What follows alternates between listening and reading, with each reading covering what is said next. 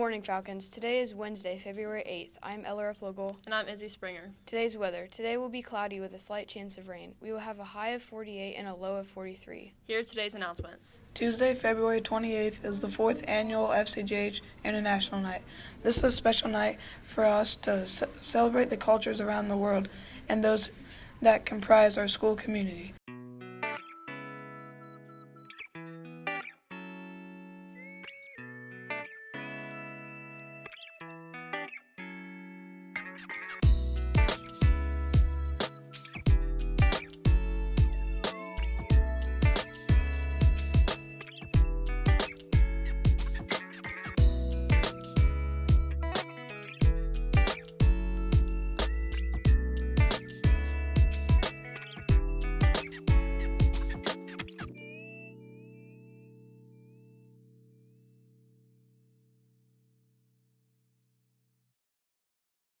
There will be booths set up around the school to celebrate and feature different elements from various cultures. Some of the featured events this year will include silly safaris, henna painting, trivia games, multicultural storytelling, and student artwork.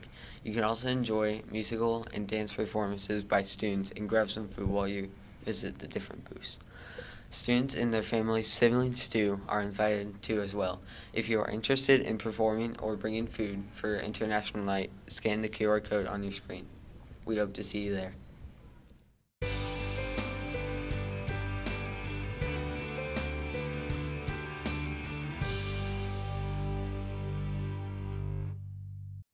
Any 7th or 8th grade boy interested in trying out for the golf team this spring, there will be a call-out meeting in Mr. Gorski's classroom on March 22nd. This will take place at 8:44 a.m. Tryouts will occur the week prior to spring break. If you have any questions, please stop and see Mr. Gorski in room 141. I'm a sucker for you. Student Council will be selling suckers at lunch starting tomorrow, February 19th through the 14th. Each sucker is $1 and all proceeds benefit Riley Children's Hospital. Bring your money and support a good cause. Do you know that there's a Spring Spirit Week coming up? Yeah, Monday is PJ Day, Tuesday is Teacher-Student Swap Day, Wednesday is March Madness, Jersey Day, or Favorite Team Spirit, and Thursday is Hawaiian Beach Day. And don't forget, Falcons, that all proceeds go to Riley Hospital, so donate $1 a day for our Spirit Week. Also, don't forget that there's a sucker sale going on for $1 each this Thursday, Friday, and next Monday, Tuesday. All proceeds go to Riley. Thank you. International Education Day is on January 24th. Here are some facts about International Education Day. International Education Day looks at education from a broader perspective. The quality of education varies for children around the world, with millions still deprived of this basic right. This day is created to campaign for better education reforms and improve access to education for all. It's a day to celebrate and advocate for access to education. According to nationaltoday.com, in December 2018, January 24th was proclaimed by the United Nations General Assembly as the International Day of Education to celebrate education and reflect on the importance of learning for development of peace. According to UNESCO.org, an estimated 258 million children are not in school. This situation is worse for marginalized communities, those living in regions with higher inequality and underdeveloped countries. Each year there is a theme for International Education Day. In 2021, it was Recover and Revitalize Education for the COVID-19 Generation. 2022, it was Changing Course, Transforming Education. And this year, it is To Invest in People, Prioritize Education. Education is essential for many reasons. Education provides knowledge, it helps people better themselves and understand the world around them. Additionally, the education paves the way for employment. According to nationaldaycalendar.com, a lack of education is problematic in both developing and underdeveloped countries. One of the main reasons a child doesn't go to school is due to an equal rights issue. The inequalities include gender, health, and cultural identities. Besides bias, many countries cannot afford to build schools. If the countries are fortunate enough to have a school, many of them cannot provide schooling materials. They also have hard time paying for the teachers. The lack of finances, along with the lack of teachers, forces students of all ages to learn in the same oversized classroom. From the same source, since education cannot be adapted for individual needs, the dropout rates in these schools are high. One of the most affected areas is sub-Saharan Africa, with 32 million uneducated children. More than 54% of uneducated children are girls. In Yemen, over 80% of the girls in the country will never go to school. Lack of education as a child leads to a higher risk of unemployment when they become adults. The dominoes continue to fall. A life without job leads to poverty. The cycle is likely to start over, too. If families with uneducated parents, the children are at a higher risk of experiencing the same fate. Breaking the cycle is vital by making access to education a primary goal of every nation. Education is a human right. The United Nations lists the rights to education in a Universal Declaration of Human Rights. The Convention on the Rights of the Child states that the countries shall make higher education accessible to all. Hi, I'm Lauren Lopez, and I'm with Jordan Green from the 8th grade. Jordan, do you know what International Education Day is? Yes. Do you think it's important? Yeah, I think it's important to expand your learning and not just keep it to one certain thing. Thank you.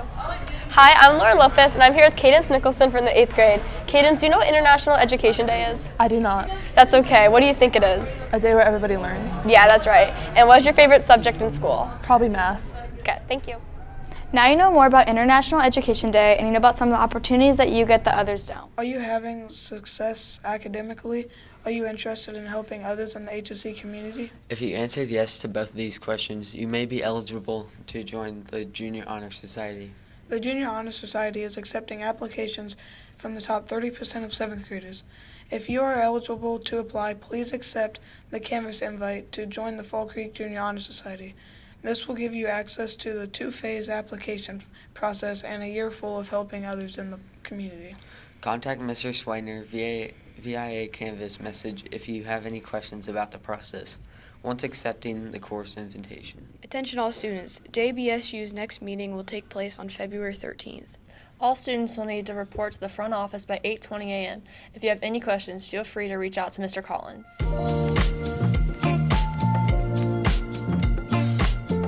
With the playoffs underway, we wanted to see the top 5 NFL coaches with the most playoff wins.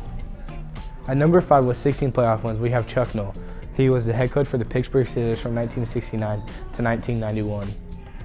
Coming in at number 4, we have the old Washington Commanders head coach, Joe Gibbs.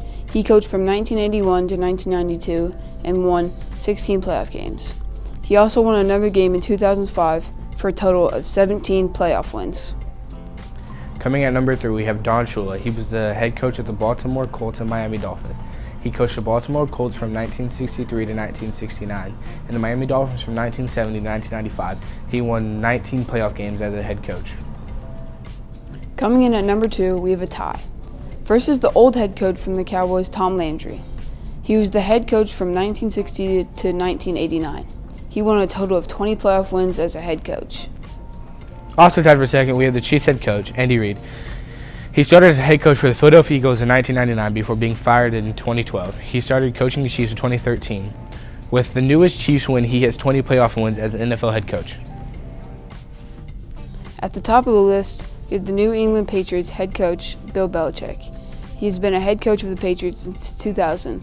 Over those seasons, he has won 31 playoff games as head coach. Hi, I'm Andrew Wells, and I'm here with Jackson Hanks from the 8th grade.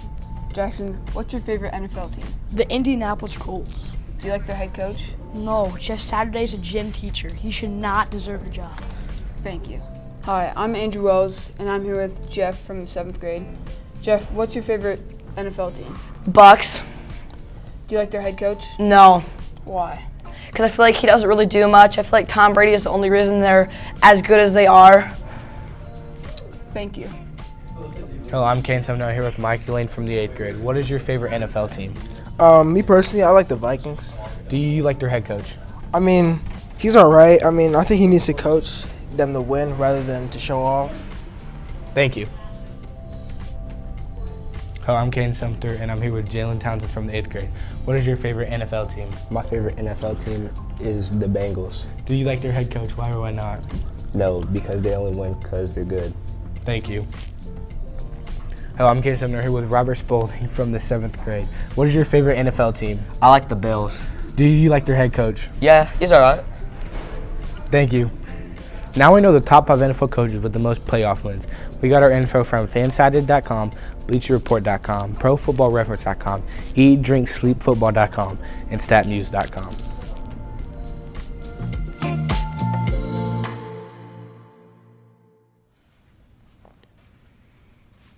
Attention 8th grade Washington, D.C. travelers. Your trip is almost here. You have a mandatory pre-trip meeting that you can either attend Tuesday, February 14th or Wednesday, February 15th from 7 to 8 p.m. in the FCJH cafeteria. You must attend one of those nights to get all the information and supplies before we leave on Friday the 17th. Your family is encouraged to attend the meeting with you. See Ms. Disler with any questions. Thanks for tuning in, Falcons. Remember to be safe, optimistic, accountable, and respectful. Have a great day.